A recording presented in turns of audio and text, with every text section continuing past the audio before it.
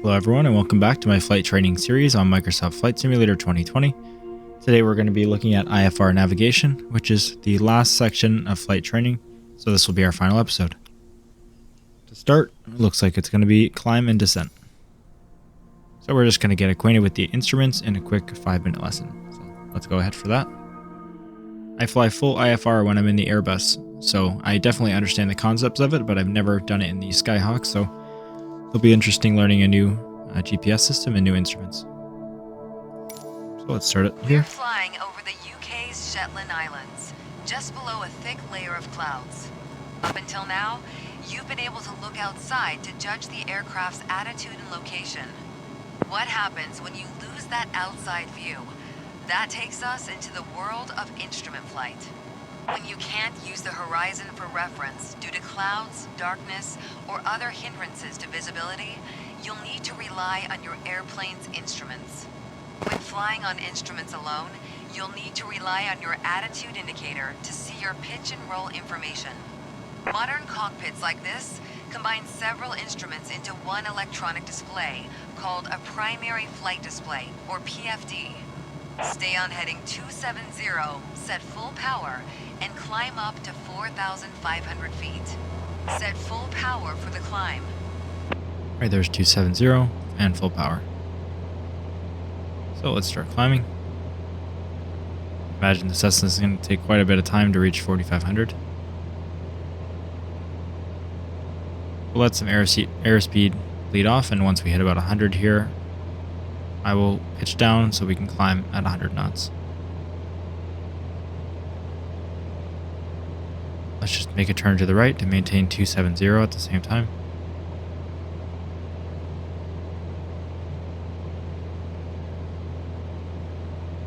I'll just zoom in a little bit here on the PFD. We're about at 270. Come on, there we go.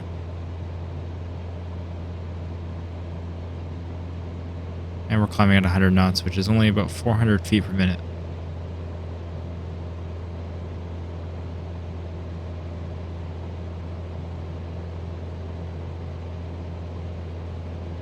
Now we're around 900 feet per minute, which is much better.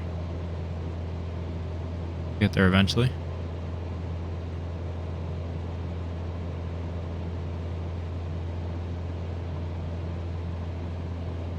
We'll try climbing at maybe 80 knots. So we can do a bit more of a pitch right now. See if that helps our vertical speed. I'm not sure of the ideal climbing speed for this plane.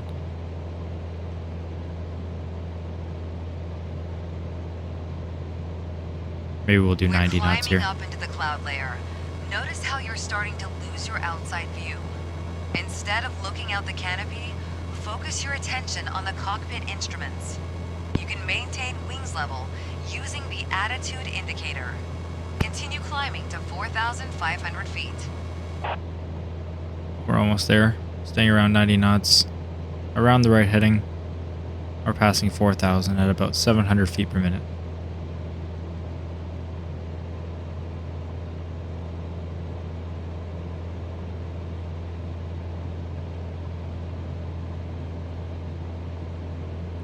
That's 4,200.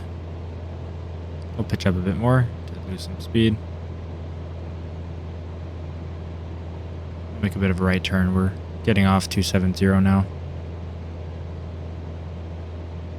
Using the vertical speed indicator and the altimeter, level off at 4,500 feet while continuing to maintain a heading of 270. Now fly straight and level at 4,500 feet, getting used to not having an outside horizon for reference. Use the attitude indicator here to get nice and level. Right there.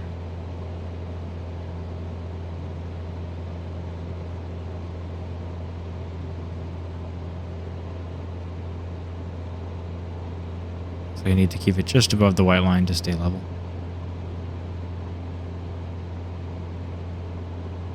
It's nice we don't have a speed requirement right now, so I can just keep the throttles at full. Okay, now keep us on this heading and take us down to 4,000 feet. Reduce power so that we can descend without gaining speed. Watch your speed. You need to work on your speed control. We definitely just started. I guess there was probably a speed they expected us to start at, but they weren't telling us to maintain any speed, so can't really help with that. That's okay. It's just points on a lesson. Maintaining 100 knots and descending to 4,000. Power again for cruise and keep us at 4,000 feet. We're not going to go quite to full power here, so they don't get mad again.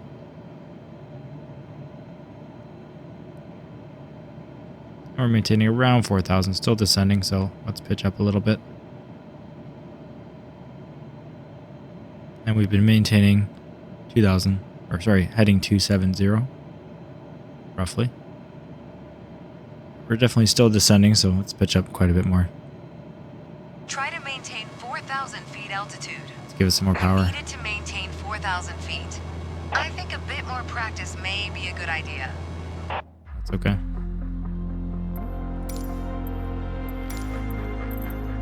Go ahead to the next lesson, which is turning. Apparently I've already done this one, but must have been a while ago since I don't remember doing it. Alright, let's go ahead. We definitely have 0 visibility still. Try to maintain now that you've tried some current climbs altitude. and descents, we'll introduce turning. Throughout this lesson, maintain your current altitude of 4,000 feet. Our heading is the direction our nose is pointing, measured in degrees. The main electronic display in front of you is the primary flight display, or PFD. At the bottom center of the PFD, we see the horizontal situation indicator, or the HSI. The HSI shows us the direction our nose is pointing, called our heading. Headings are measured in degrees, with east being 090, south 180, west 270, and north 360. Currently, we're heading west. That's 270 degrees. When turning, we want to aim for a bank angle of around 20 degrees. Along the top of the attitude indicator are white lines. Each line represents 10 degrees. Normally, we use about 20 degrees of bank, which is the second white line. Let's try it out. Make a turn to the left onto heading 180 using 20 degrees of bank. Alright, let's go ahead and do that. Just watch the pitch. Go to the second white line Keep here. turning until heading south, at which point smoothly roll back to wings level. There's 20 degrees. Try to maintain that while also watching the, as they call the HSI, so we can see the heading. And we're going to heading 180. Bit more than 20, That's so we'll it. turn back. Stop turning there and you'll be heading And there we due go. south, heading 180. Great.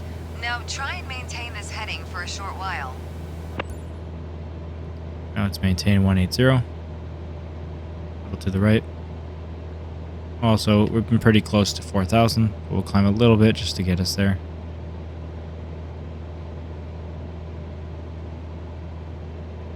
Now make a turn to the right onto a heading of 350. Let's go to the right and go 20 degrees as well.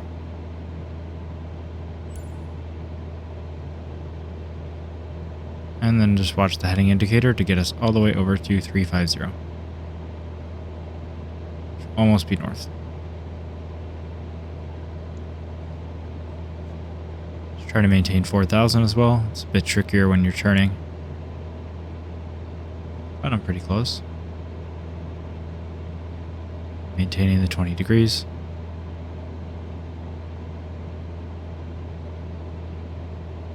So got a ways to go. We're passing 300 degrees.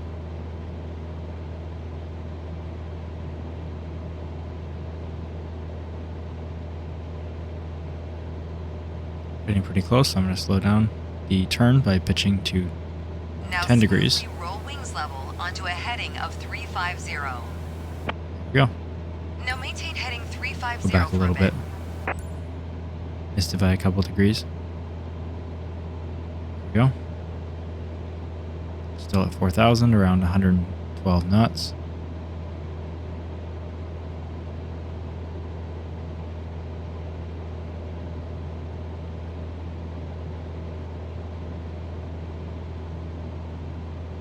I do enjoy flying the Wow, Cessna great more job. with the So IFR that's how we make cockpit. turns using just the instruments. Next, we'll look at how to handle speed changes. I should just say instrument cockpit. There we go. And hey, that's perfect. That went pretty well. Very well, apparently. Let's go back to the menu and look at the next lesson. Here we're doing speed control, which, as if you've seen all the episodes, you know the throttle on the Cessna is not my specialty. All right, let's get the speed control over with. Don't expect anything better than a C. We're cruising at 100 knots, maintaining our heading and altitude. Let's look at how we deal with speed changes when flying on instruments. When slowing down, the wings produce less lift. To counter this, you'll need to progressively raise the nose in order to maintain altitude. Give it a try. Reduce power and bring the speed back to 70 knots. Try to maintain 4,000 feet altitude. We're already below that, so it's just climb as well, which is really going to bring our speed down. You need to be able to control altitude while adjusting speed. So let's just keep climbing here. Actually, can we get more power even though we're supposed to go down in speed since we need to climb? Try to maintain 4,000 feet altitude. Come on, let's climb, please. Give me more of a pitch because she's getting upset about it. And there's our 70, so I really need to put more power into it now. Just about at 4,070. Okay, there we go. Perfect. 70 and 4,000, so we'll level off.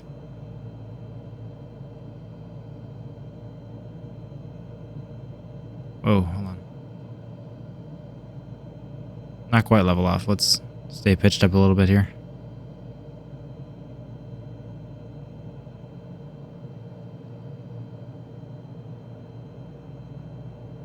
At 70, we're very close to 4,000, just 60 feet.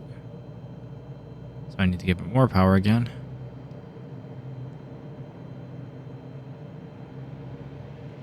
Even more. This is definitely something to practice, and I'm glad I'm doing it so many times since I am getting better at it, but not great. So there's 4,000 again. Let's get close to level. Give it more power to bring the speed up. Keep us steady on heading 350. We are not on 350, so let's turn to that. You wandered off the heading. Yes, I did. Was not paying attention to that at all. Alright, so here's 350.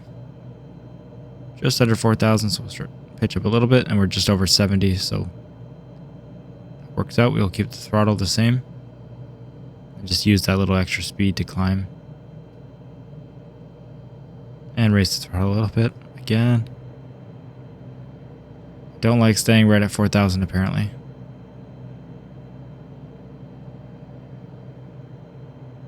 Come on, please climb. And we're drifting heading, so let's go back to 350.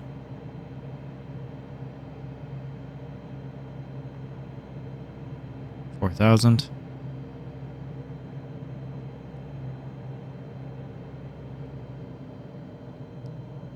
Alright, 4,000, 350, 70 knots. Kind of.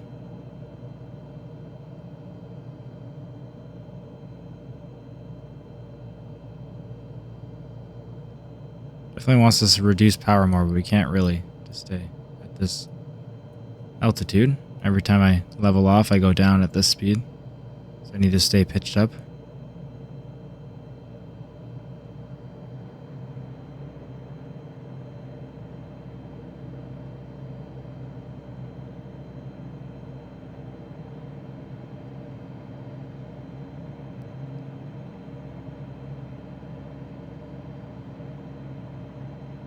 If our only objective is to slow to 70, let me just get back to 4,000 rapidly here. Definitely below 70 knots, so I'm not sure what's going to trigger it. If we just need to get a certain distance, or if we're just not holding it nicely. Which I know that's the case.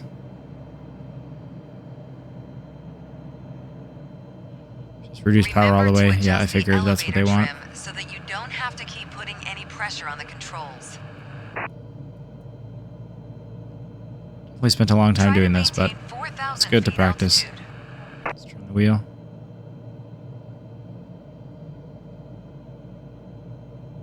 You need to be able to control altitude while adjusting speed.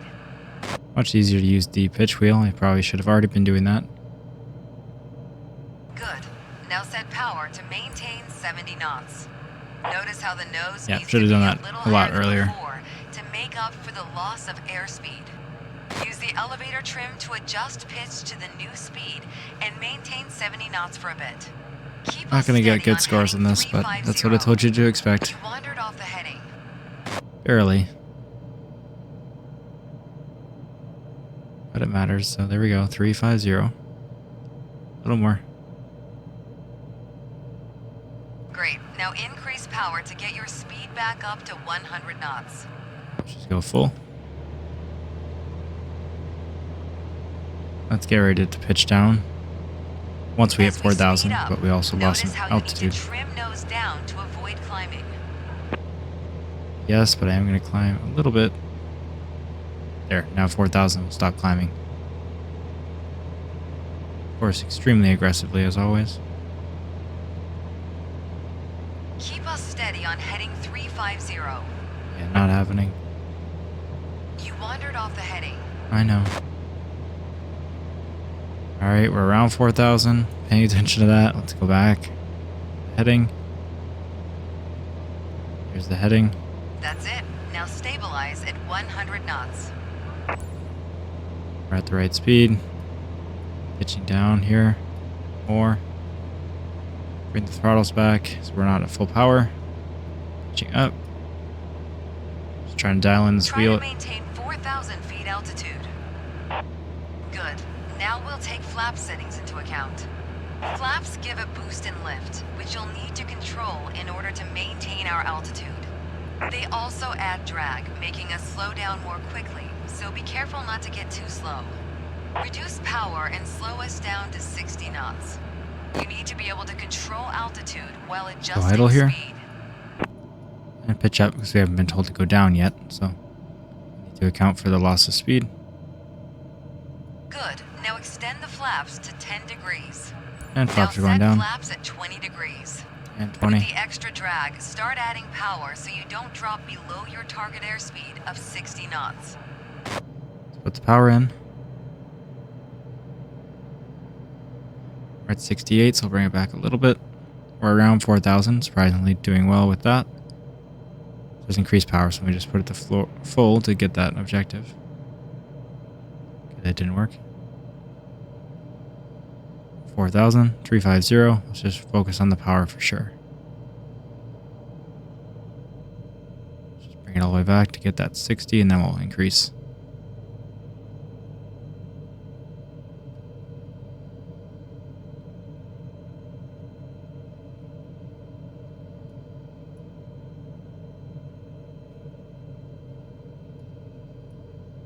Now stabilize at 60 knots and trim for level flight.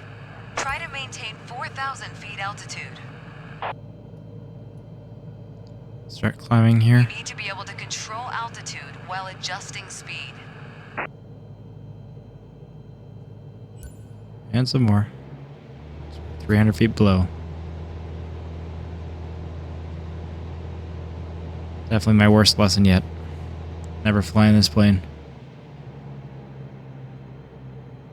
Not in the flight sim anyway.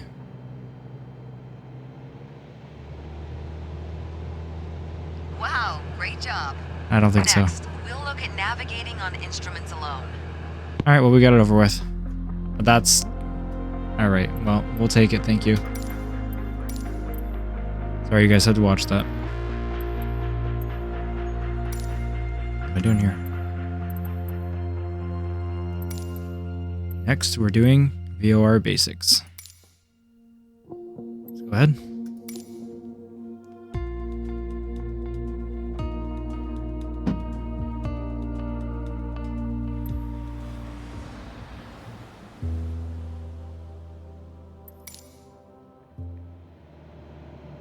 throttles back a little bit.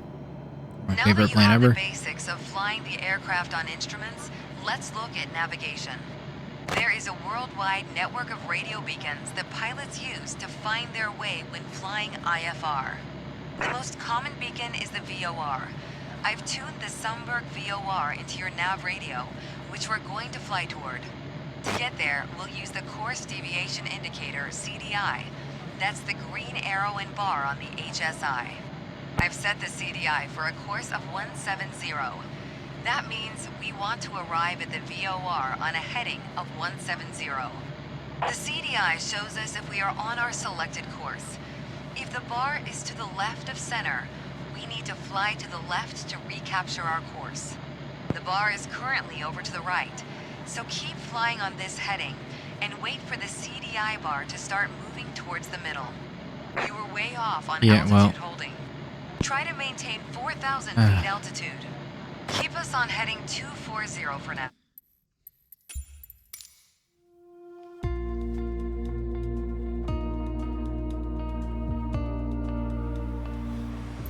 Alright, let's go ahead with this.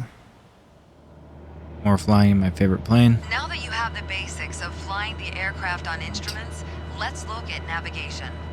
There is a worldwide network of radio beacons that pilots use to find their way when flying IFR. The most common beacon is the VOR. I've tuned the Sumberg VOR into your nav radio, which we're going to fly toward. To get there, we'll use the course deviation indicator, CDI. That's the green arrow and bar on the HSI. I've set the CDI for a course of 170. That means we want to arrive at the VOR on a heading of 170. The CDI shows us if we are on our selected course. If the bar is to the left of center, we need to fly to the left to recapture our course. The bar is currently over to the right, so keep flying on this heading and wait for the CDI bar to start moving towards the middle. You were way off on altitude holding. Try to maintain 4,000 feet altitude. We haven't descended much since they started. I think we were slightly below already, but we'll throttle up, keep the pitch wheel the same to get us back to 4,000 and bring it back. Let's bring it back more.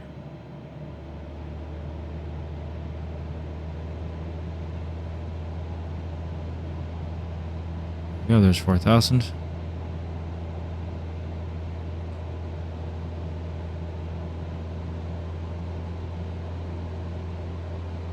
Here it comes. Now make a left turn onto heading 170. Okay, here's the bar, so let's move 20 degrees to the left. Bank.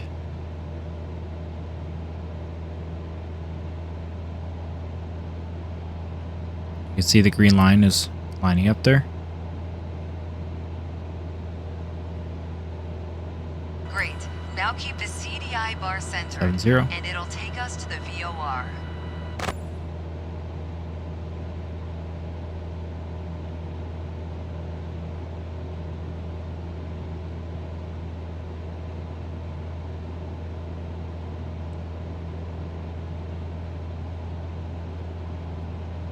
There we go.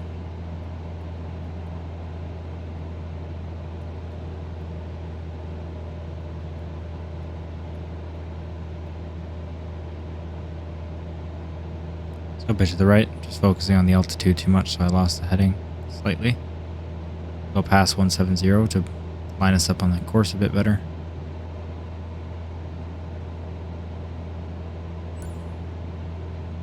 There we go, that's centered enough. So let's start bringing it back to 170. We're getting close to the VOR now. The CDI indications might become erratic or disappear when reaching a VOR, but this is normal. Keep flying straight ahead on heading 170 for a couple miles.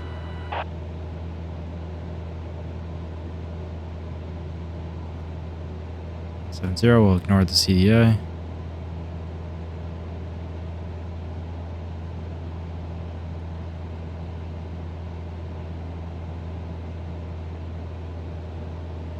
We're staying around 4,000 pretty well. Just because we don't have a speed requirement, so I'm able to just use the throttle and pitch to adjust without having to massively use the yoke, which helps a lot.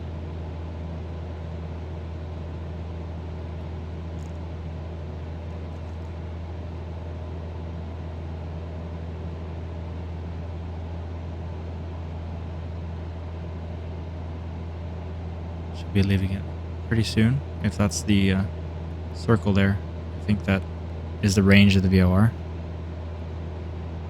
Well done, but there's room for improvement. There we go. Don't mind a B. Especially in that plane. Let's go to do it old school. Alright, let's go ahead. Keeping the throttle the same. This time we'll focus on non-directional beacons, Pitch or up a little bit. NDB. The NDB Try to get is us tuned level. on the automatic direction finding ADF radio and is shown as a blue needle on the HSI. As Sumberg NDB is tuned, the needle is pointing straight towards it, which is to our right. Maintain 4,000 feet and heading 180, and watch what the needle does. I imagine it's just going to move more to the west as we're going past it. Trying to maintain altitude pretty close, but the challenge. Doing pretty well though. So we'll just maintain heading. We're close enough for sure. We'll try to get right on 180 as we watch the blue arrow move more to the west. Notice how the needle always points directly towards the NDB. As we continue to fly south, the needle moves farther toward the bottom of the HSI. The needle will move whenever we are not traveling directly to or from the NDB. Which makes sense as we're just passing it. Imagine they're going to want us to turn towards it any moment. Make a turn to the right, towards the There we go. NDB needle. We'll do our 20 degrees.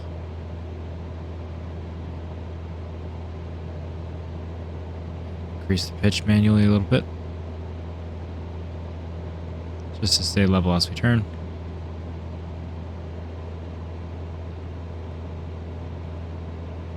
Start to roll back. You can actually see the runway now in our PFD. Good. Now follow the blue NDB needle all the way to the beacon. So we're not going to fly just right over to the airport. I haven't adjusted the pitch wheel, so it should stay around 4,000 again once we get there. Our vertical speed is dropping, that's good. As long as we don't touch the wheel and the throttle. Got it set up nicely. Let's turn a bit more towards the beacon. There we go. We're just going to fly right over. So we're almost there. Just keep it centered while I get distracted with the other screen.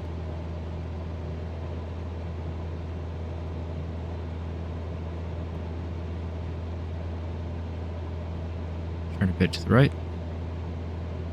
I imagine just like the other one, once we get really close, it's going to go crazy. The needle becomes more sensitive as we get nearer, but resist the urge to make any large corrections. Alright, we'll just let it pass us like that. Now see how the needle spins around and points behind us. Wow, great job. You've now taken a look at basic IFR navigation. There we go. So next, we'll cover how to get us on the ground. Hey, that's good. I think we'll be doing ILS landings now. I'm hoping anyway. I do have good experience with that, just with a Airbus, not with a Cessna. So I don't know where any of the buttons are. Let's go ahead and fly.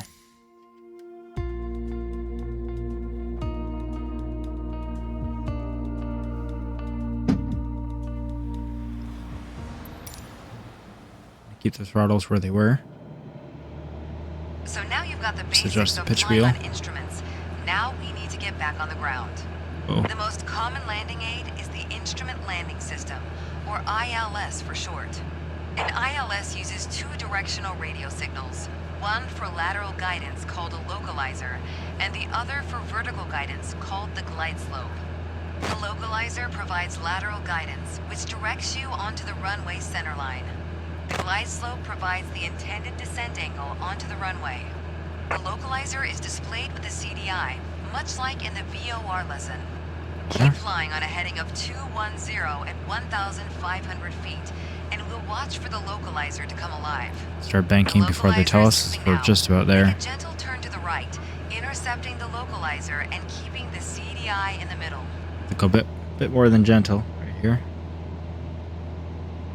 More than our 20 degrees. We'll do 30. Good. We're gonna have to go past a bit to the right. Centered and maintain 1,500 feet. The glide slope Passing that intentionally to get it back to the center. PFD. If the green glide slope diamond is above center, you are below the glide path. We always start out below the glide slope, as we want to intercept the localizer first. We'll wait for the glide slope to start moving. Try to maintain 1,500 feet until we intercept the glide slope. You need to stay at 1,500 feet until reaching the glide slope. Let's do that. Here comes the glide slope. Maintain 1,500 feet until it almost reaches the center. Whoa, okay, that was a bit more. I should have done on the pitch wheel there. Just need to descend to 1,500. We'll just push in the yoke manually. Let's bring the throttles back a little bit. There's 1,500. Try to get pretty level here. And we can see the glide slope indicator right here. Slowly coming down to us as we meet the angle.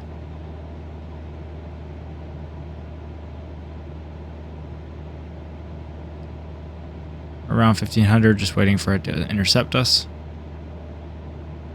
It doesn't think we are, but that's fine. 40 feet. Now reduce power a little and start to descend, using the VSI to aim for 500 feet per minute. I guess we're manually gonna follow the glide slope and not autopilot.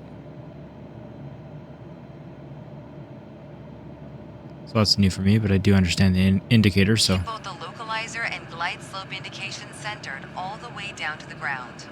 Reduce speed and set flaps as needed as you make your way down the ILS.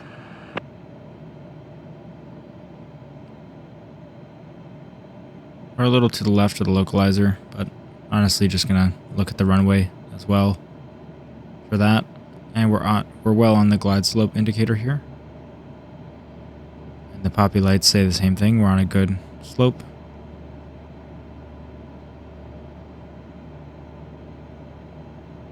Make a bit of a right turn to get closer to the localizer. I can tell we are going a bit to the left of the runway. Let's stop pitching down as much so we can climb. Both the lights and the indicator are saying we're a bit low. There we go, we intercepted it again. So we'll pitch down to follow it. Let's bring the power back and get ready to set flaps once we drop some speed. Runway. This approach has an offset, meaning that the localizer and runway aren't lined up together exactly. That makes sense. Why we were off. Focus on following the ILS for now. We'll transition to a visual landing once we're closer to touchdown. Make only small corrections and remember that each will be more critical as we approach touchdown. I've set one level of flaps. Bring the power down and set another level now. So we're at full flaps. And we've intercepted the localizer more. And we'll get ready to turn to the runway. We'll increase the speed since we're below the glide slope indicator. There we go. The poppy lights are also saying we're doing well. Getting ready to turn to line up with the runway when she says so. Great. Now is a good time to transition from flying on instruments to using visual cues to complete the landing. Get us down onto the runway and then come to a smooth stop. Just increasing power slightly so we can hit the touchdown zone. Maintaining the glide slope, which is doing well. A little bit high, so let's bring it down. Bring the power back. Not to idle yet. Now we're a little low, but doesn't matter at this point. We'll just visually aim, bring the power back more, and cut to idle. Keep it centered. Don't flare at all because we don't care about the aircraft apparently. No, I definitely meant to flare, but did it a bit too late. And let's start applying brakes.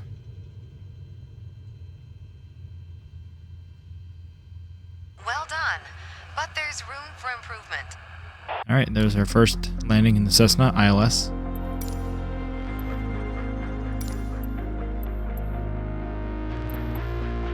Next, we have IFR test. Okay.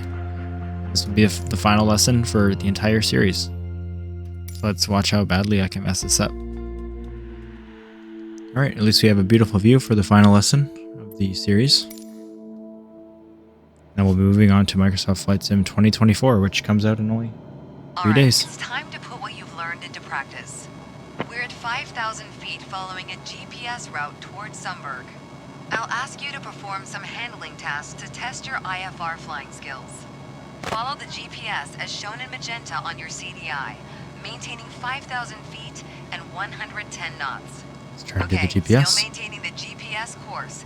Take us down to 3,500 feet, keeping 110 knots airspeed. Alright, let's just make the slow turn over.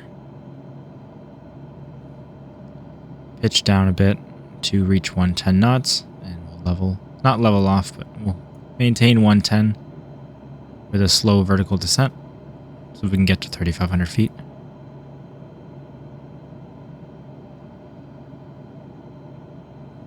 And we're on the GPS heading. So we'll just maintain 110, just like this, with 800 feet per minute descending vertical speed.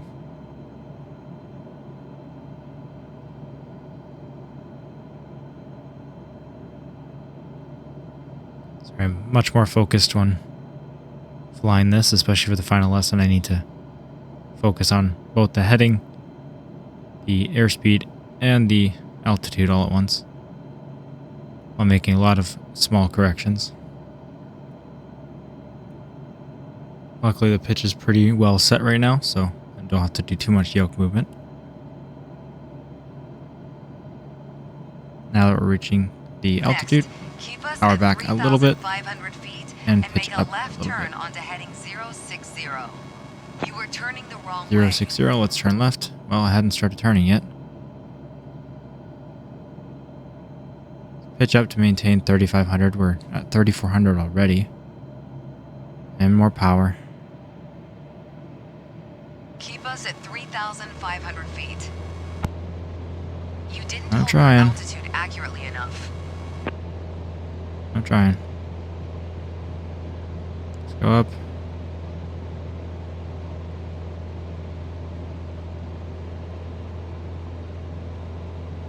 Almost back at 3,500. There's 060. Let's throw some other things your way. Please bring the speed back to 70 knots. Alright. Let's bring the power back. Maintaining 350 though. Or sorry, 3,500 feet. 060. So we'll just keep pitching up.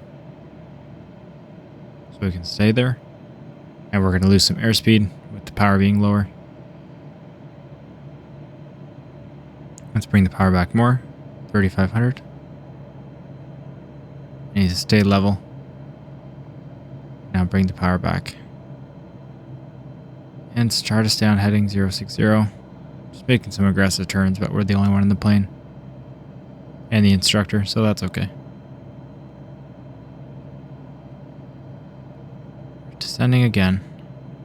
Climb, let's bring the power back. We need to get down to 70 knots. The climb back to 3,500 should get us to 70. There's 3,500 and we're almost there. So we'll just keep the power low. And I don't want to descend.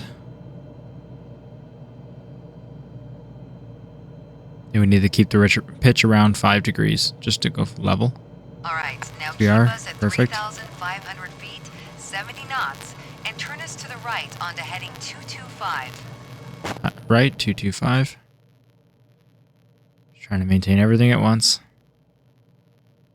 We're doing a 20-degree bank, staying around 70. We need a bit more power so we can climb back to 3,500. And we're heading to 225.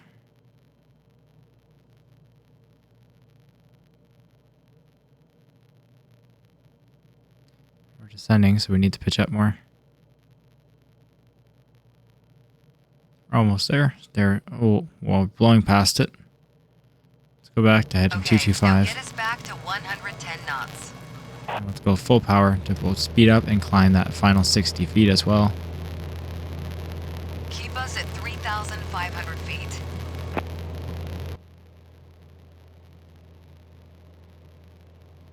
There's 225. There's 3,500. So now we just need to get to 110 knots.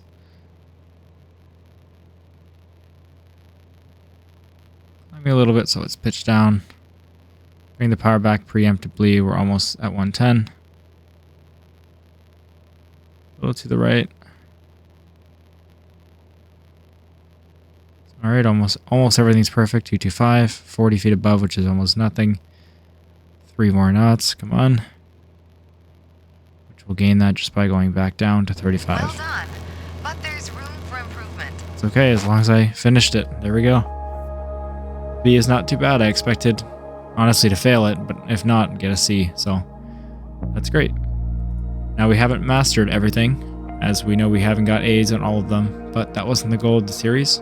We wanted to set a baseline to be able to see all of the flight training. So when we do the entire licensing system in Microsoft Flight Sim 2024 career, we will have a good baseline to compare it to. And I think we did just that. I found the training quite helpful, not just to learn it, but it did seem pretty in-depth in concepts of handling, takeoff and landing, taught VFR navigation well, learned how to use a glider, which I had never done.